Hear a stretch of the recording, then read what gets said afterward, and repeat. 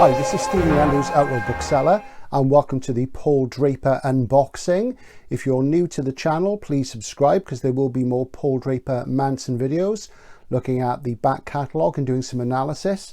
And for those of you I've been in touch with on the Paul Draper official Facebook page, the drama of waiting for Amazon to finally deliver has passed after sort of various live chats and being a day late. And I seem to have two boxes here. One of them is absolutely huge. So I'm just going to sort of go with that one. If it's the wrong one, we'll do the other one. So just a little bit about me while we're doing that. I'm a huge fan of Paul and Manson. I was a Manson fan from way back in the 90s. And in my day job, I'm a bookseller. I've worked in bookshops since 1984, and I love rock and roll and all sorts of culture, music. I've been a music fan for a very, very long time, since the 70s.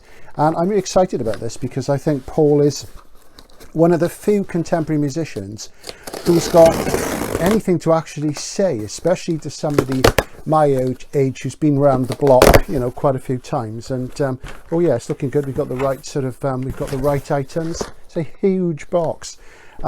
So, you know, looking at what we've got, let's just cast all the rubbish aside.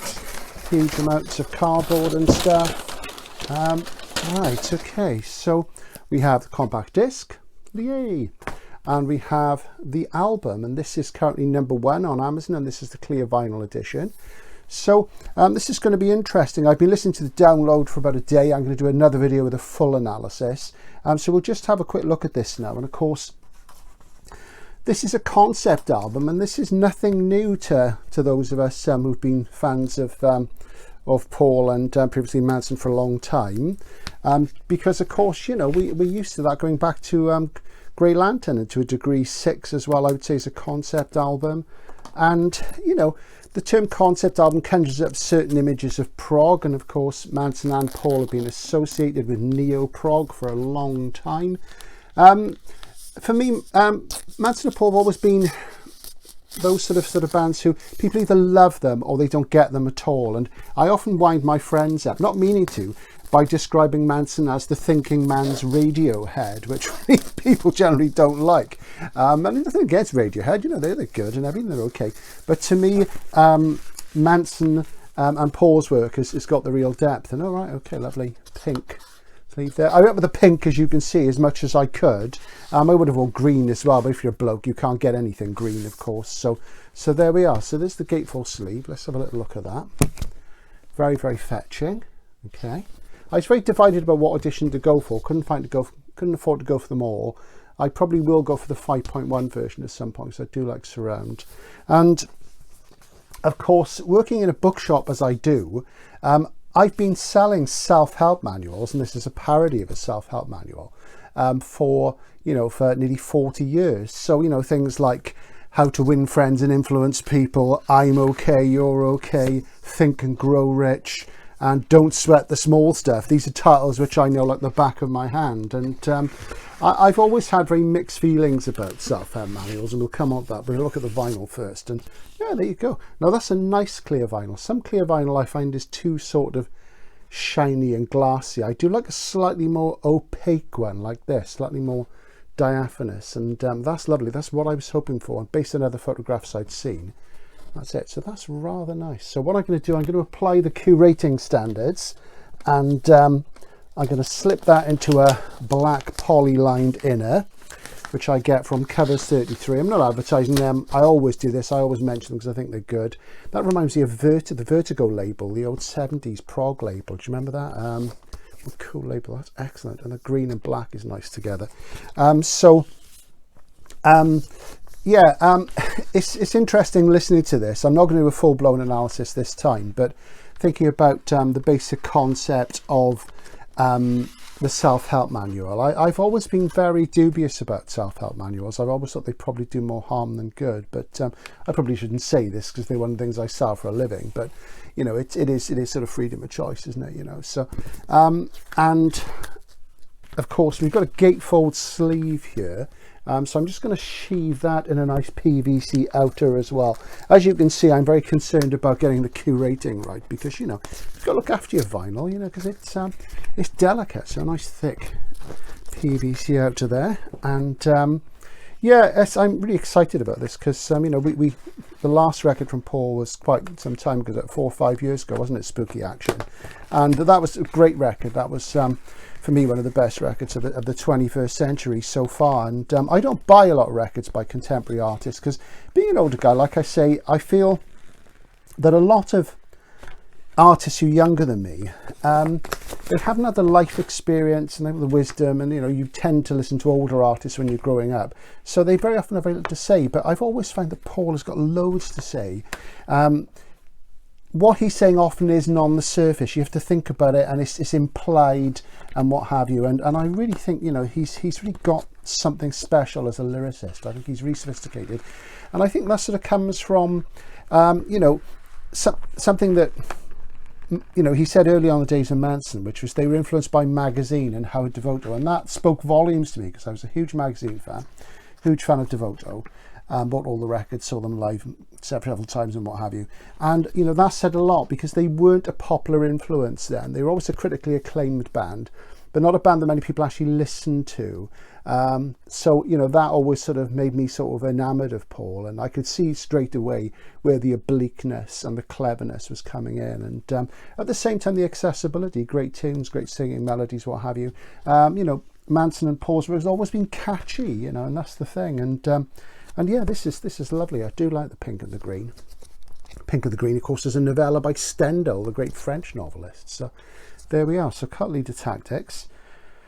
Very, very excited. I'm so glad that's finally arrived after being a day late and really wanted to get this video done. And I've got the CD as well in Digipak. I'll be honest, I don't like Digipaks. I would much prefer a dual case. I'm very much a dual case guy. And we'll just have a quick look at this as well. We'll just slip that open there.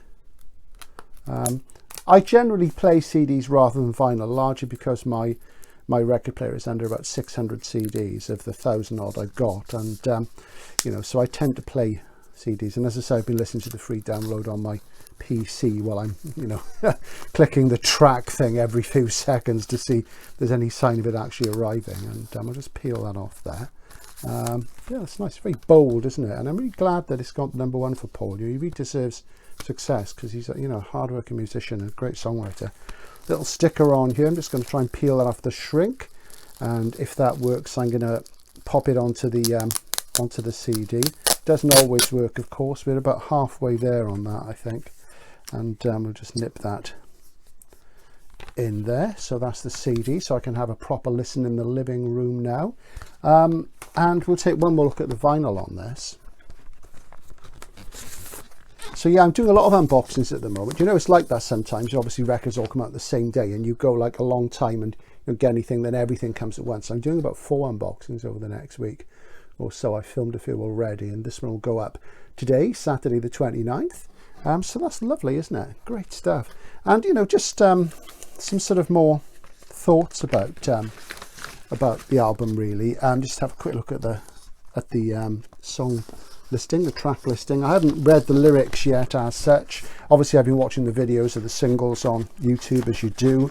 I've been enjoying them enormously, and let's just have a look. So, Cult Leader Tactics, you know, really great bold statement of intent there, and you know, use of words like monetize and international. I mean, that's great. That makes me think of the old Left Wing days, and the International was the Keep the Red Flag Flying Here song that we used to sing in the Labour Party and stuff. And Cult Leader Tactics in E minor, of course, you've got the implication there of the melody of Stripper Vicar, and you know, a lot of us noticed that, I think, early on. And of course, it's not one of those things where Paul's being lazy. There's definitely something there. There's a reference there. Not quite sure what it is yet. Of course, Grey Lantern was a concept album. There's the hidden track that told us what was actually going on, though you could still enjoy it for what it was. But it's great that sort of in E flat minor. I do love, you know, E minor is a great chord, and we love E anyway, so real rock and roll chord. And minor keys, you know, sad keys are the best, aren't they, really? You know, the angst, the bitter comes out better in them. I really like Everyone Becomes a Problem eventually, actually. I've been enjoying that one a lot. And Amiga Man, you know, with Steve Rawson, that's great. I saw Steve a few times, years and years ago. I saw him with Porcupine Tree supporting Sonic Youth at Shepherd's Bush Empire. That would have been about 99. Sonic Youth had just done NYC Ghosts and Flowers, and I was excited because their keyboard player was Richard Barbieri from Japan, who was one of my favourite bands of all time. And I also saw Steve before that twice. I saw him playing with a band called No Man, which is in Cardiff, and that would have been around about 1991, 92. And I also saw him playing with JBK, Jansen, Barbieri and Khan from Japan. That was London Astoria 2, and that was about 95, 96. So I saw him many times before he was like the huge megastar he is now. But, you know, it's great to have him on the single, and that video, The Dogs of Chernobyl, is fantastic, isn't it? And, you know, and Paul looks good. He's maturing well, you know, he's like a fine wine, he really is. And I won't be going to the gig, sadly. You know, a guy like me, 58, still a bit worried about COVID. I don't really go to gigs and stuff anymore. It's the 3 hours of standing around and all that. You know, you get a bit tired of it. But everybody goes to gigs. You know, I hope you enjoy them. I'm sure it'll be brilliant. And you know, because I haven't seen Paul live since I saw Manson on the pretty much the last 2 hours. The last time I saw them, that was the Fleece, and they were fierce that night. But great stuff. So, well done, Paul, for getting the album out, and it's been very difficult to choose which editions, but I'm glad I've got these. I may try and pick up the pink one at some point, though. It's sold pretty quickly.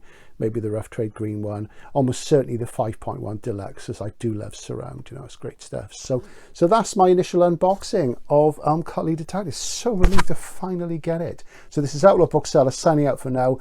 Maybe in about a week, 10 days time, I'll do an in-depth analysis and talk about the lyrics and what my feelings are about the true meanings of the record. And just really, really pleased with that. And I hope you're enjoying it too. Bye for now.